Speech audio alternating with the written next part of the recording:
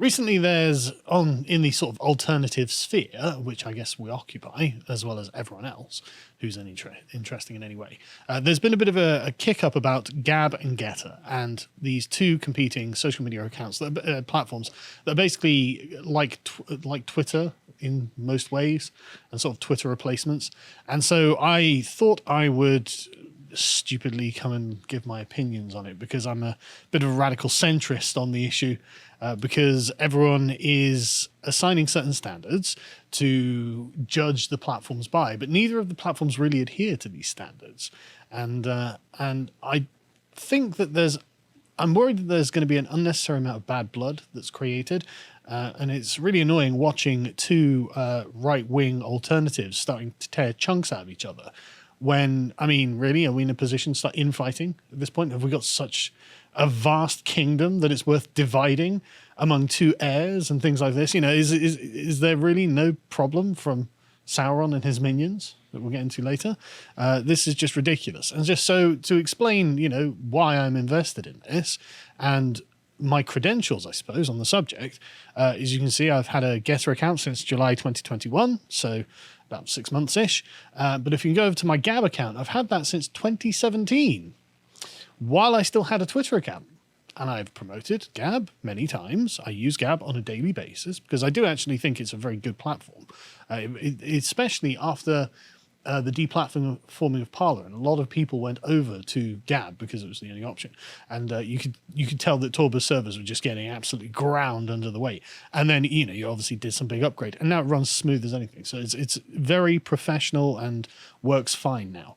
And so let's begin with some transparency, because I've always been transparent. People think we're being paid by Gab because Gettr, because we promote Gettr at the end of our videos. And normally at the beginning of the podcast, but we didn't bother because there's going to be a whole segment on it. No, we are not. What we have with Gettr is a gentleman's agreement. So they offered us money in a contract to promote their platform in our YouTube videos, as well as putting our accounts in their algorithm for the sort of recommended feed. We refused the money and the contract, of course, and instead entered into a gentleman's agreement with Gettr that we would promote them in our clips and they'd put us in their recommended feed. And so both parties benefit from this. No money changed hands. And so I feel like I'm in a reasonably fair position to be able to judge both platforms, like I use both. And I did ask Torba when we first started Lotus. I messaged him, posted out a message on Gab, asking him if he'd put us in the sort of news recommended feed next to it, and he just ignored me. So I was like, and he follows me as well. So I was surprised. He might have not seen it. He may have not seen it, but I was surprised, because I would have happily done the same for Gab as well if he had wanted to have one of these gentlemen's agreements. But so to be clear, I think that Gettr seem fine. They're very mainstream, if that's the appropriate term to use. They're mainstream Republicans, whereas Gab is obviously sort of alternative, you know, like Christian types. That's like, yeah, but that's not. But also dissidents and whatnot. Yeah, what I'm trying to frame it is actually it's grassroots, right? And so it's something that has been made by just regular people that has come up because of its virtues. Gettr is the product of structures and institutions and investors, right? And obviously we're not the product of structures and institutions and investors. We're grassroots too. So I've got a natural affinity for Gab, and I honestly really do respect Andrew Torba as well. He is. I know there are people who are like, yeah, but he's a Christian zealot and stuff like that. Yeah, sure, right? He is, but that's not the worst thing you can be. By far, you know, that doesn't make him an immoral man. He looks, you know, I follow him and stuff. So he looks like a family man and husband and a man who promotes virtue, which is good. You know, I'm not saying that's nothing to say about Jason Miller or anything, but the point is there's nothing wrong with Andrew Torba, and he's a free speech absolutist, which in my heart of hearts, I would say that I am as well. You know, if someone would say, well, what should we ban? I'd be like, well, don't ban anything, and I'll curate what I think I should see, you know. But anyway, so I don't think Gettr are in any way sus. I just think they come from a different environment, a different paradigm. And so it's based, I think, essentially on the kind of person that Miller and Torba are. Miller is a connected political strategist. He was one of Trump's campaign advisors, or he was in the White House for 6 months advising Trump. And Torba is a grassroots freedom fighter. And so they come at different, the same problem from different perspectives. And I don't think one is more advantageous or more morally superior than the other. Although, like I said, I do have moral leanings towards Torba because I agree that, there's something noble about being outside of all the institutions, the Robin Hood character. Yeah, like he writes all his code. He's got his own servers. I think they use Mastodon code, actually. Oh, do they? Yeah. Okay, I don't know anything about code. So I learned this from watching the Timcast episodes about this. But I know he's very proud of having his own servers, for example. And that's easily Gab's greatest strength, is that because in, I think it was 2018, Torba was deplatformed from everything, and unfairly as well, just because he wouldn't deplatform white nationalists because of his commitment to free speech. He himself had done nothing wrong, as far as I'm concerned. And so he, rather than bend the knee, as Parler did, he was like, no, get effed. I'm going to sort this out on my end. And so he got his own infrastructure in place. He just, doubled down on everything and just powered through it and came out on the other side with a successful platform. Gab probably has about the same user base or just a little bit fewer people than Gettr at this point. Gettr's got about 4.5 million active users. Gab's probably got about 3 million, I'd estimate. And so it's impressive that he managed from nothing, and after having the Eye of Sauron on him and destroying him, to come back from that, to have what he's got, and the fact he's never apologized. I love it, right? But Miller is a different kind of person. He comes from the political arena, and he is connected through various investors. Now, in his Timcast IRL podcast that he did, I think it was the day before yesterday, and then Torba's one was yesterday, and this is what we're going to be talking about. Miller, it's accused that Gab's funded by Gettr's funded by Chinese money. Apparently, that's not true. So this is what he stated. He says he's got investors in the UK, Canada, and the US, and he is friends with a Chinese dissident who is opposed to the CCP. And it lives in exile, basically, because of that. And so, okay, fair enough. So I don't think that Jason Miller is a suspect character. I don't think that Gettr's honeypots, but I do think that Gab has the advantage that it owns its own infrastructure, whereas Gettr doesn't. It uses Amazon Web Services. And I think it's the connection to the mainstream that Gettr has and that Miller has through his network of people that he knows, and the fact they're using mainstream infrastructure, that narrows the ability of Miller to be able to agree or disagree or assent and dissent from certain positions that Andrew Torba can embrace. And again, that's not a judgment. That's not like, there's something bad about Jason Miller because of that. It's just the kind of person that he is, and the environment in which he exists is different to the one that Torba exists in.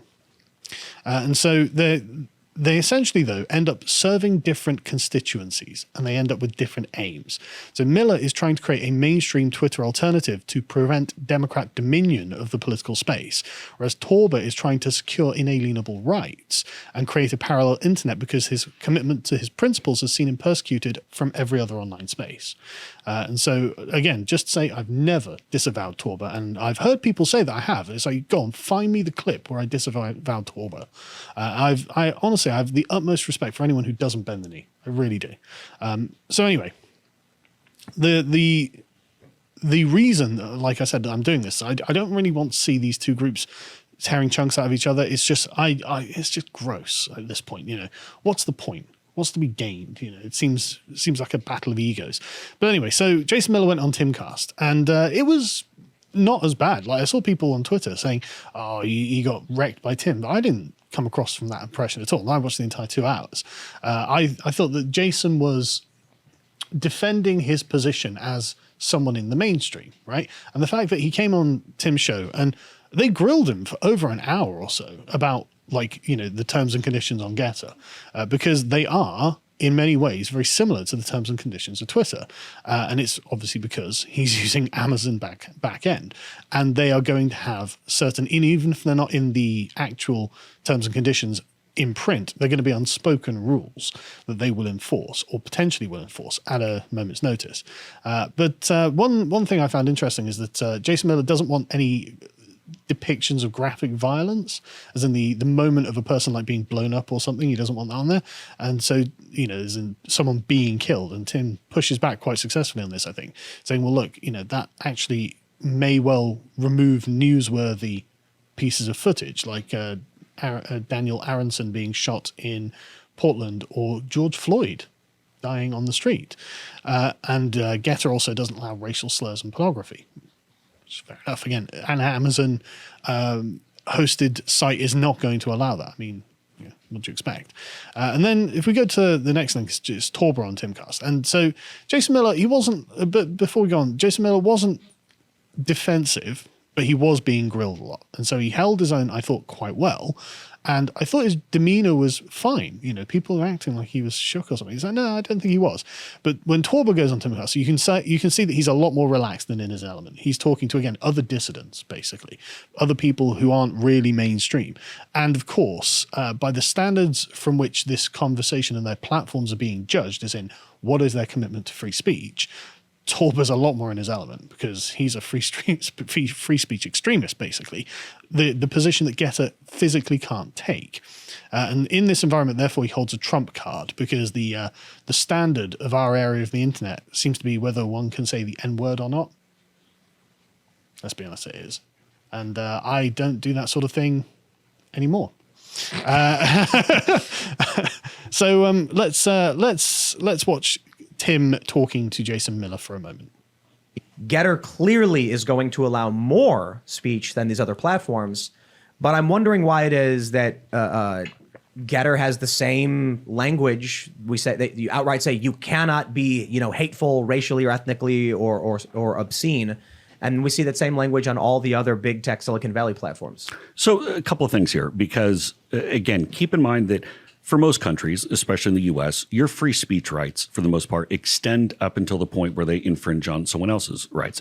If we're going to have a platform where we allow people to come on and keep it very real politically, to keep it very politically incorrect, if that's where they want to be, there have to be some standards in place to make sure that people don't think that it's a threatening or potentially illegal environment. But Hateful? But hold on, but you notice we do not use hate speech, which is a phrase that the left has taken over, and then it's like who defines it as hate speech, for example. But here's one of the things we're not going to allow to happen on Gettr, and this is something where I get a lot of pushback from people. But they've said, or we've said, excuse me, that we're not going to allow racial or religious epithets on the platform. I have not had one person who's come to me yet and said, you know what, if only I could use the blank word, then it would be an okay platform. The fact that I like Gettr, except I can't use the blank word. It's just, you have to go and you're not going to make every single person happy, but we have to have a platform, especially being global. The US is about 57% right now of our overall base. It's a global platform. We have to make sure that people, regardless of your religious or your racial background, that you feel welcome on the platform. So I've had people saying to me that because I can't use the blank word, I'm not using Gettr, Butts Waldman. So it goes to show you the waters in which he swims, right?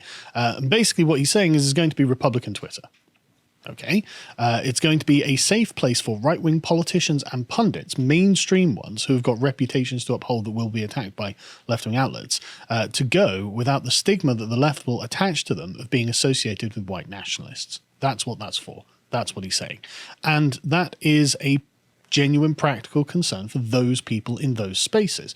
If you want to build the sort of network that Tucker Carlson will join, which he is on Gettr, then you're going to have to take precautions like that because the Republicans, the mainstream Republicans, know that they can't have any truck with white nationalism.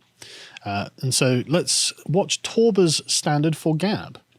I guess Gab is the one place where your only rule is what, the First Amendment? Yeah, I actually brought a copy of our terms of service right here.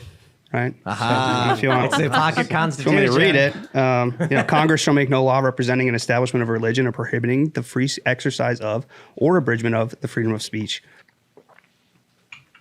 I quite like that. That was cute. Yeah, it is cute. Yeah, good for Torber. But that's the point, though. He's got the freedom to do that. But this is why the Republican politicians won't go on his platform, because that allows lots of N-words and lots of complaints about a certain chosen people. And so they don't want to be associated with that, and they're not going to do it.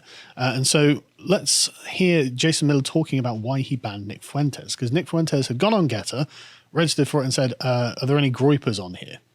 And let's watch. You say that people will not be treated differently, but a lot of people are asking why Nick Fuentes was banned from Gettr And what we're hearing is everybody saying he did not break any of your rules. Would disagree on that. It's there was a post that he put on Gettr that was interpreted from our position as recruiting people who are in the white nationalist space, and that's not something when it comes to one of the white nationalist groups that we're going to allow to happen on Gettr. And look, I'm not going to allow. What was the What did statement? he say? He was effectively reaching out, and are there other groypers that are on here? How would you define a grouper? As a white nationalist. But you don't allow white nationalists on Gettr. Many people would be concerned that if you're turning Gettr effectively into the OK Cupid of the. What's the specific term of service that he violated with that post? So that would go into as we talk about a white nationalist group. You talk about what that impact is going to be for, say, people of different races or religions. So that because the presence of a white nationalist would be negative to another group, you've banned him. I would describe it differently. I would say from the fact that you're trying to then recruit for one of these organizations. Then So Black Lives Matter's banned? I would say if you went on there and said that, say, any group that's viewed as is existing only to go and hate on people who are of a different race or religion, and you try to turn Gettr into a recruitment zone, then we'd kick you off as well. So you can see here how by trying to agree that it is something in the terms of service that got Fuentes deplatformed from Gettr, that Miller then essentially has painted himself into a bit of a corner. Because like, well, Black Lives Matter are black nationalists, how could you allow them on? But they're a mainstream organization. Like they're very, very mainstream. And so he doesn't want to outright prohibit those people going on. But the white nationalists, of course, incredibly fringe, but they do operate on the same principle. And because he's talking from a position of principle, he is painted into a corner where Tim does have him a bit pinned on this one. Says, well, look, you'd have to ban Black Lives Matter too. He should have, and I couldn't find the clip in time for the podcast, but because I'd watched it all yesterday, and I was going through this morning getting the clips. But Torba did say that, look, he would have had respect for him if he'd just say, well, look, he doesn't want white nationalists on his platform. He should have just said it, and that would have been understandable. People were like, okay, well, fair enough, that's his choice. It's a mainstream Republican platform. What are you going to do? Torba doesn't have this problem, of course, because his backers are grassroots. This is a sort of like the Bernie Sanders small donor model rather than an investor model. But it's obvious that the investors for Gettr are not going to want to have created a white nationalist platform, a platform where white nationalists proliferate. And this is essentially what he's saying, I don't want to be the OK Cupid of white nationalists. So he has to resort to saying, well, it's because I don't want them recruiting on the platform. It's like, they could do that by simply not saying anything like that is obvious, using dog whistles, basically. They could have done that. I don't understand the reserve to just be like, yeah, well, if BLM are promoting black nationalism. Well, because it looks bad in his space. I don't think it does. I think it does. Right. Because if he wants left-wingers to join, like people, when I say left-wingers, I mean sort of like the centre-left, moderate Democrats. Sure, but that's why I say you could put it in the phrase of like, well, there's no racial nationalism. If you're promoting it, or we catch you promoting it, then you're gone. Yeah, and then they would be like, oh, we're not racial nationalists. We're just for black lives or some shit like that. Yeah, but Tim had that quite sewn up during the podcast, and so the sort of the moderate Democrat who may well have said, yeah, of course Black Lives Matter, not knowing anything about the Marxist roots of it, that person would be implicated with the sort of like most extreme Nation of Islam sort of types, which he did say would be banned instantly as well, because of course they're racial nationalists. And this was something that obviously didn't go down well with the free speech absolutists, and I can totally understand why.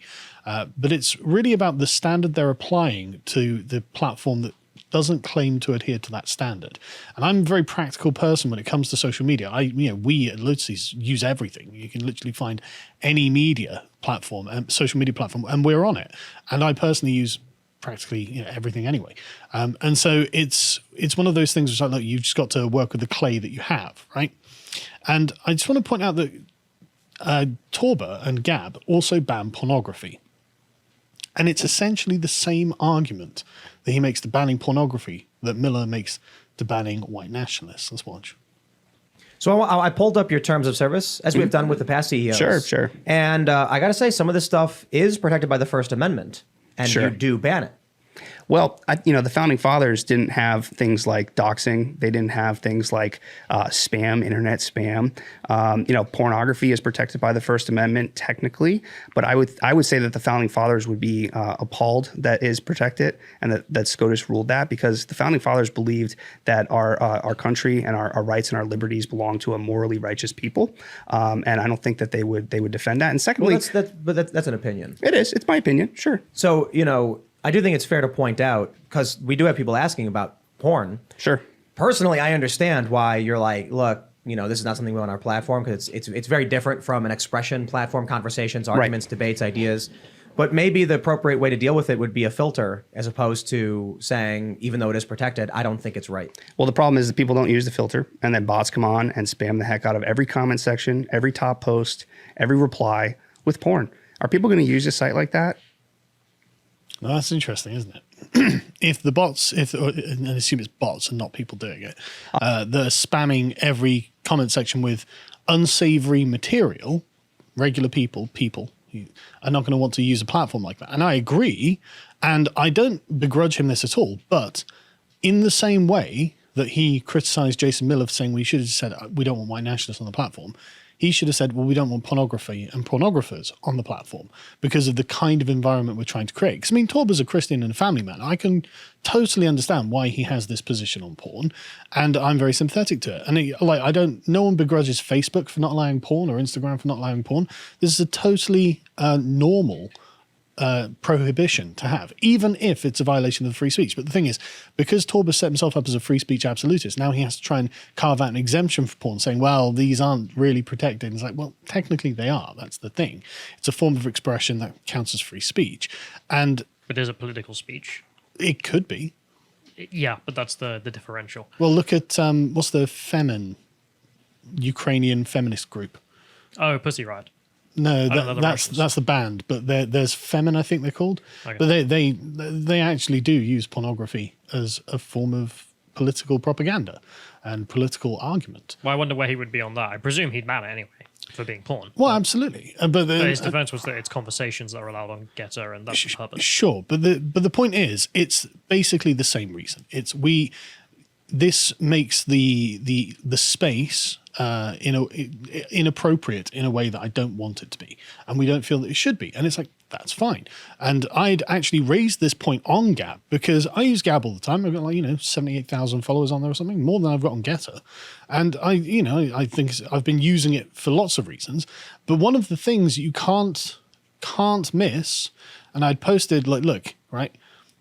People need to understand that not many normies actually want to hang out on a platform that has a bunch of Nazi spurgs on it. I'm not trying to be rude, but spamming my comment sections with Hitler quotes and anything about the Holocaust or random racial slurs doesn't make it a very pleasant place to visit, so a lot of people won't. It's the same argument that Torpo was making about porn, and he's not wrong, and I'm not wrong either. It's the same logic, it's the same argument. Because, literally, if you just scroll down, I bet the first reply is about Hitler or Jews. I know people agreeing, right? Okay, well, that's good. But in other threads, this was part of a series of posts I'd made. In other ones, it was just like Spurgs going, you're so triggered. It's like, You've shown me my phone sometimes where you commented something and then the immediate response will be from Spurg. Yeah. You'll show me the phone and just be like, for God's sakes. Yeah, exactly. It's not edgy or they were saying like, you're so triggered. It's like, no, I'm really not. This is tiresome. This is wasting my time. I don't. Weirdos. Yeah, exactly. It's weird and cringe, frankly. And so this is definitely something that is dissuading mainstream pundits and politicians from going on Gab, without a doubt, 100%. In the same way that pornography would as well. And so it's not that either one of them is wrong about the argument. It's about the constituency they're trying to serve and the principles they're trying to uphold and the environment they're trying to create. Torber is less sensitive to Hitler worship and Jews and racial slurs than he is to pornography. And it's just his preference. And that's fine. But I also reckon he more highly defends it on the basis that it is political speech, because he's referencing the First Amendment. Sure. The defense always in the Supreme Court is Yeah, it political? absolutely. He's got a higher standard than Gettr have, but then Gettr are trying to operate in a different space that he is and can't adopt that standard even if they wanted to.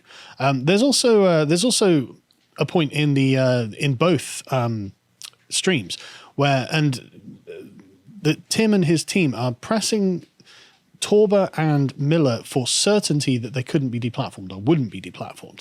And I understand why they would be looking for this. And generally, I've got to say, Tim and his team and both of the guests, I think they all handled themselves very well. The tone and tenor of the conversations was very respectful and very mature, which I was surprised at because I expected someone to start shouting at someone, because when you've got like 5 people in a room arguing about things they really passionately believe in, it's hard to keep it cool sometimes. So good on that. But so one of the things they were pressing for is, look, how can we be certain that we won't get deplatformed, that someone won't get deplatformed? And the thing is, I don't think you can have certainty about this. Miller was pressed very, very firmly on this, and his responses were generally good, but not as good as Torba's. Torba's response was actually very good because he framed it in a way that didn't appeal to the black and white hard letter of the rules, but spoke to the fact that it's people using this. This is human endeavor. So we haven't got this abstract set of rules that can find a solution in all times and all places. It's our judgment. Let's watch the clip.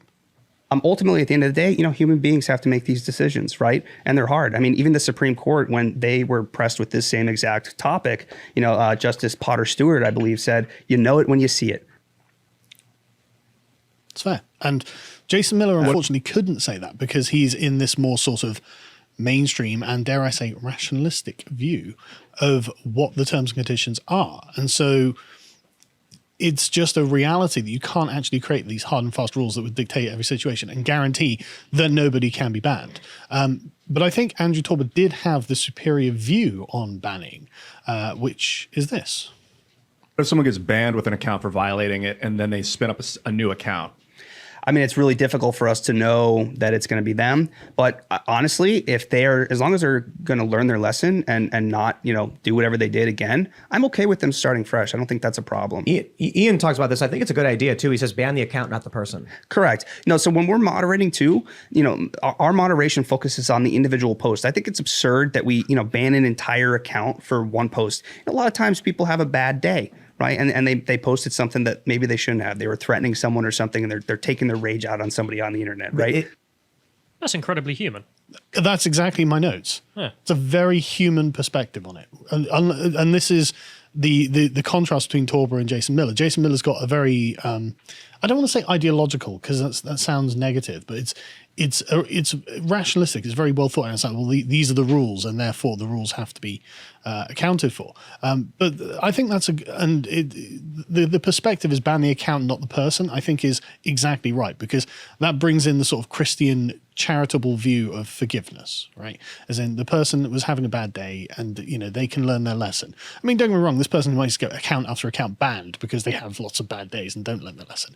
But I think that's the correct way of approaching it. And I think if that were to become the norm, then social media would just be a better place overall. Yeah. But anyway... this is kind of a side topic, but I wonder if it should be freeze rather than ban, because in reading the active measures book, quite frankly, a lot of these accounts, even if it's a lot of spurgs mostly, can actually be useful historical documents or just useful to go back and find out what they said. It is insufferable to find a Twitter thread where half of the replies are missing because the account's been banned. The data's not deleted. They've still got it. I just don't know what was being said.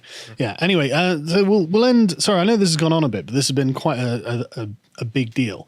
And I don't want to imply that I'm siding with one side or the other either, because, like I said, I use both of these platforms on a daily basis, including others. But I use them for different reasons and for different things. I post more sort of intellectual commentary on Gettr. I post more spicy stuff on Gab. But anyway, let's finish with Torba's prophecy. They think that if they ban hate speech and they bend the knee and they ban political dissidents like Nick Fuentes, that Apple and Google are going to be benevolent to them and they're going to let them exist. But what they don't realize is that they're built on Silicon Valley infrastructure and trying to take on Silicon Valley. Okay, you cannot take on Silicon Valley built on Silicon Valley infrastructure. It is a matter of time. The second that Gettr or Truth Social or whoever it is gets big enough, they're going to pull the rug out, and their excuse could be whatever. It could be medical misinformation. It could be election misinformation. It could be protecting our democracy. Right? Take your pick. They can ban you for no reason because Bezos wakes up and decides, I don't want to host Parler anymore. One click, goodbye. That's what happened to Parler. That's what happened to us, and that's why we built our own infrastructure. And he's completely correct on that. That is exactly what happened to Parler. They were framed for the January the 6th riots. It was not organized on Parler, it was organized on Facebook, but Facebook's part of the club, therefore it doesn't matter. And so I guess my advice to Gettr is get your own infrastructure, because he is right. They will do it. They've got a history of doing it. As soon as Gettr gets too big, they will just find a reason. It will be completely arbitrary and they will deplatform you. You've got to be prepared for this. And so anyway, follow us on Gettr and Gab. This is our Gab account. And if we can go to the next one, this is our Gettr account. So follow us on both of those platforms. Because again, we like the people involved in all of them. We use both of them on a daily basis. And I'd like to see them both succeed. If you enjoyed that segment from the podcast, The Lotus Eaters, you can go to lotuseaters.com to subscribe to get access to all the premium content on the site, such as the Epoch series, which Carl and Bo did together, this one on Romulus, and apparently what a scumbag he was. So go and check that out. If you'd like to keep up with what else is coming on the website, you can always follow us on Gettr. For example, you can follow Carl at @CarlBenjamin on Gettr. Thank you and goodbye.